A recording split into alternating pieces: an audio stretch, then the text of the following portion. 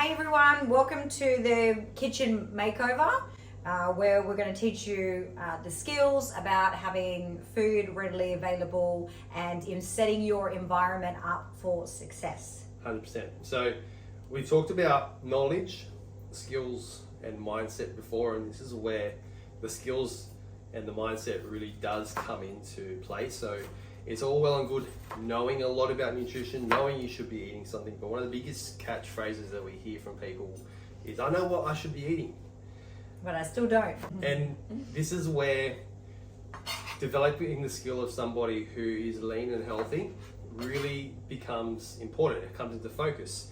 So you could imagine that for someone who is lean, healthy, and has been lean and healthy for the last 10 years, they would have different skills and a different mindset to somebody who's not. And those skills and mindsets are, for example, being able to cook up 40 meals in 2 hours and then get back to their lives, as opposed to somebody who takes 6 hours to fart around in the kitchen to make 10 meals, or even just dinner. And they've got nothing left to show for it. So no extra food that they can use as leverage when they don't have time to stay on track. So that's the main thing there in terms of skills. And the mindset is really, like, if we left the house without brushing our teeth, you'd feel pretty uncomfortable. Uncomfortable. Yeah, hopefully like that's a habit that you have where if you, in the morning, that's what you do. You brush your teeth after breakfast. So for us, the equal amount of uncomfortability is not having any food in the fridge. Definitely. When it starts to look bare, we start to get a little bit antsy. Yeah. And we start to make the wrong decisions. Yes. Now, if we're making the wrong decisions, then it's guaranteed that you're making the wrong decisions as well. Being in a place where you don't have enough food, you're tired, you're hungry, is the worst place to be in when it comes to trying to make good decisions and stick to your good intentions, because it just won't happen. It's just like that rule of never go shopping when you're hungry. Yeah, exactly. So if you leave yourself to go hungry, that's where you make the poor decisions.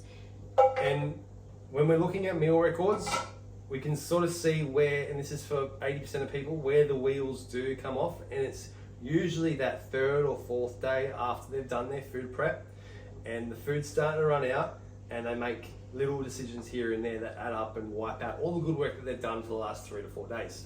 So we'll give you some ideas on how you can split your week up and how you can start to develop this food prep habit later on in the video, but right now I'm going to dive into how you set your kitchen up for success so that you can get in, get out, and get things done really quickly and really efficiently, and how you can reduce and minimize temptation. Here, after I've done a shop and we're doing the chop and cooking up some meals, and I wanted to show you about how that can be done efficiently. Here I'm actually preparing my breakfast for the next 5 days. I make it in bulk, really easy, stays fresh, and I just simply reheat it. But then we've also got a fry pan here, electric fry pan, that we could possibly put in some mince going at the same time.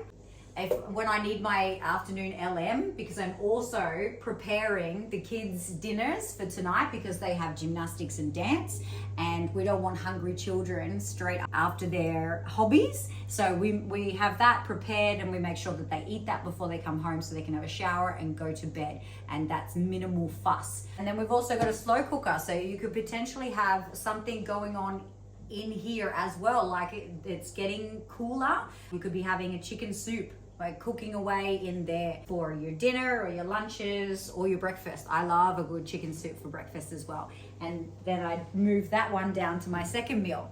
But you can see here there could be multiple things happening in the kitchen at the same time to set not only today up, but the week ahead. Really handy to have these types of containers ready to go, and you can section it out for yourself. And then what even seems to happen is once you start to do this and you've got a partner or a roommate or you've got kids and they cotton on to how good your food is, they then want some as well. So we've got a whole heap of these ready to go. I like to put vegetables or whatever, pumpkin, whatever in there, and then tossing in the meat. So this is our fridge. We're letting you inside our home, giving you a sneak peek. So in here, we had a roast dinner on Sunday as well, which has lasted us with the roast meat, has been great for lunches and dinners or second meal. So that's just a bit of gravy in there. We've done some prepping before on Sunday, so we like to top up on a Sunday to get us through to the next shopping day.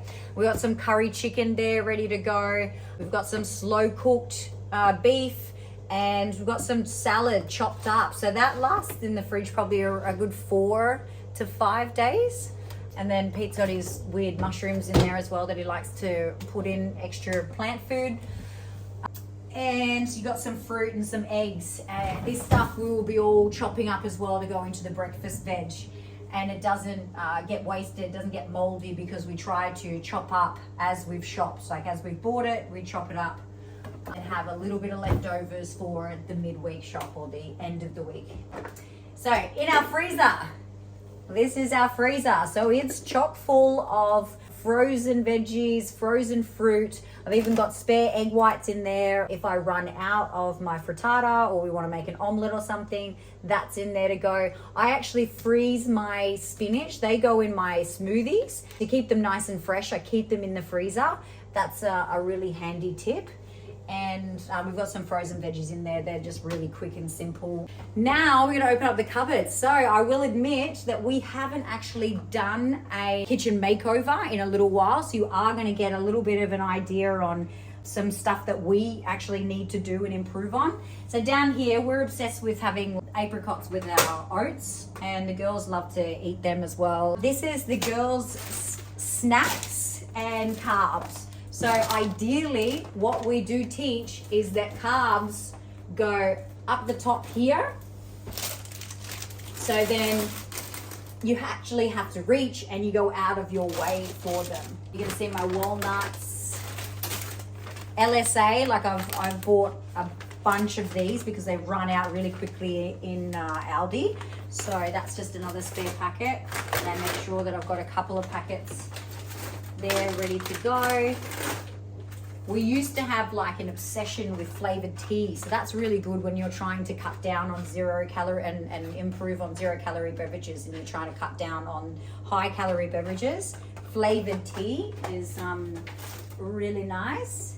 And we've got some rice in here for in the occasion that we feel like some rice, the girls feel like some rice.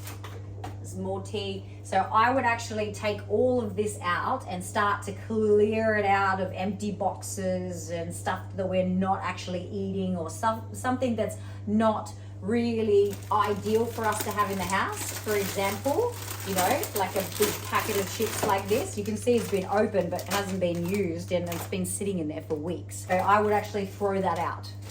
Yeah. Toss it out. We don't need it. There's no special occasions. There's no parties coming up. That's not actually going to fuel us, and it's not going to fuel our kids. So you saw our kitchen and how we think about setting up our kitchen for success. What I want you to go and do now is do a kitchen makeover. So go through your fridge and your freezer, go through pantry, your cupboard, get rid of things that you know you are weak for, or you know that are temptation. And if you can't get rid of it, say there's someone else in the house who wants it, put it up high, put it out of sight for yourself, so that you don't have it at eye level, because when it's at eye level, it's easily accessible. Especially when you're hungry, you're in that hunger zone. You'll go for it. Yeah. The next thing that you'll need to do is fill and replace the contents of the fridge, the freezer, the pantry with FEONs. Okay, FEONs are foods that are essential for optimum nutrition.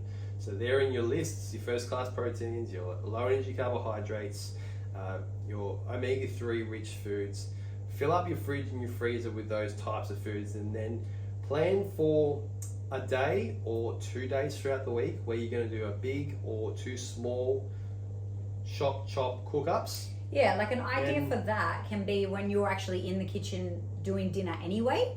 Think, okay, well, if I'm making this dinner, how can I then make another meal at the same time?